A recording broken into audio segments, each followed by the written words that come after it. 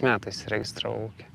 Gal niekada nebuvo, kad 100% arčiau savo turimą žemę. Po ankštiniu tos ražienos augalinių liekant nebūdavo. Tai bet kuriuo atveju stengdavausi taupyti tą laiką, su leikštiniu tik pravažiuodavau. Pamačiau, kad tikrai galima apsieiti be to plūgo.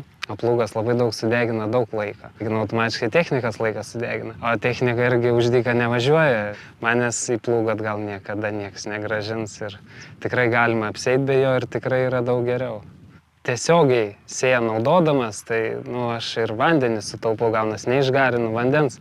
Viršai daugiau visokių mikroorganizmų, žemė tik tai gerėja, gyvybėja, nes kaip išorė, jie padarai sausą viršai. Ir kas toj sausoj žemėje, ten nei gyvos dūšės, ten nėra, nei slekiuką, nieko nerasi. Iššūkis kovoti ne tik su valdžia, ne tik su biržos kainam grūdų, bet taip pat ir su gamta. Šiemet atgal savaitę, tai čia būtume per pusnis braidę. Pernai krita 5-7 cm dydžio ledai. Tai iš tikrųjų gamta keičiasi, yra nenuspėjama.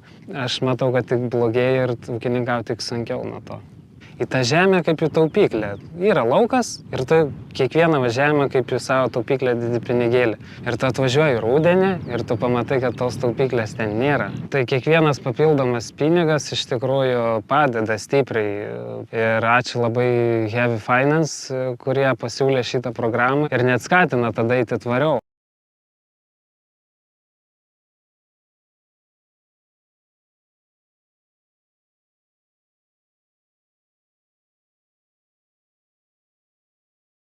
Čia tikrai yra daug mažiau darbo, daug mažiau išteklių. Reikia tik tai šiek tiek pagalvoti, tvarkingiau su kombainu derlių nusimti. Manau, kad tik tai visiems link to reiktų ir eiti.